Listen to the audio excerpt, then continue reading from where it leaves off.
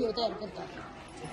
नमस्कार. श्री यशवंत शिक्षण संस्था मांगले, राजाराम बापू पाटील माध्यमिक विद्यालय मांगले, तालुका शिराळा, जिल्हा सांगली, राज्य महाराष्ट्र या शाळेची मी विद्यार्थी. इथे तुमच्यासाठी तयार आहे विकसित भारत व्होकल फॉर लोकल या विषयावर इयत्ता 9वीचे विद्यार्थी शिक्षकांच्या मार्गदर्शनाखाली सादर करत आहे टाकाऊतून सृजन मराठी परंपरेचा सन्मान प्रकल्पाची प्रस्तावना. टाकाऊ ही एक अशी प्राचीन कला आहे जी आपल्या देशात शतकानुशतके प्रचलित आहे. टाकाऊंमध्ये विविध प्रकारचे रंग, आकृती, चिन्ह वापरून सुंदर दृश्य तयार केली जातात. टाकाऊ ही एक लोककला आहे जी आपल्या समाजात गावोगावी प्रचलित आहे. या प्रकल्पाच्या माध्यमातून आपण स्थानिक बाजारपेठ सक्षम करणे व रोजगार निर्मिती करणे हा आमचा हेतू आहे. धन्यवाद. प्रकल्पाचे नाव टाकाऊतून सृजन मराठी परंपरेचा सन्मान. धन्यवाद. प्रकल्पाची उद्दिष्टे स्थानिक पातळीवर उपलब्ध असणाऱ्या टाकाऊ वस्तूतून टिकाऊ वस्तू बनवून भारताला आत्मनिर्भर बनवणे तसेच गाव व शहर विकसित भारताच्या प्रवासात सामील करणे. धन्यवाद. रचना टाकाऊ वस्तूपासून टिकाऊ वस्तू बनवणे. टाकाऊ वस्तू नारळाच्या फांद्या, खराटा, पाय पुसण्यात चटई, टोपली, सूप, नारळाच्या करवंटीपासून तबला, शोभिवंत वस्तू, आईस्क्रीमचे लाकडी चमचे, फुलदाणी, शोभेचे घर, वॉलपीस, मातीपासून मातीची भांडी, शोभिवंत वस्तू.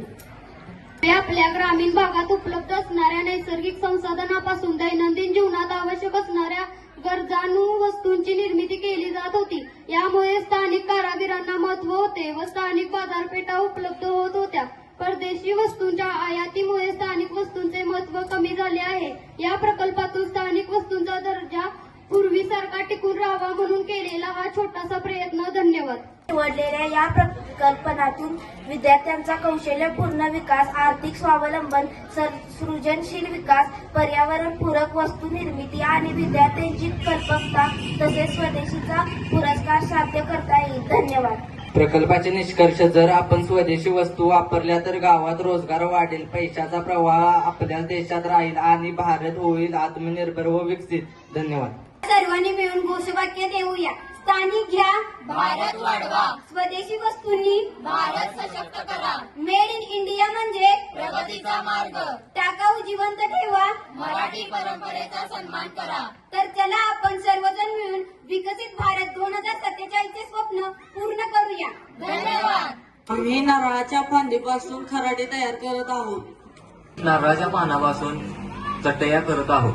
आम्ही नारळाच्या पानांपासून सूप तयार करत आहोत. पासून आम्ही बोट, फुलदाणी, बकेट केले आहे.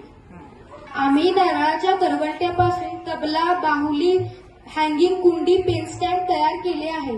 आम्ही आईस्क्रीमच्या काड्यांपासून फुलदाणी, वॉल पीस, पेन होल्डर केलेला आहे आणि आम्ही बांगड्यांपासून वॉल पीस केलेला आहे.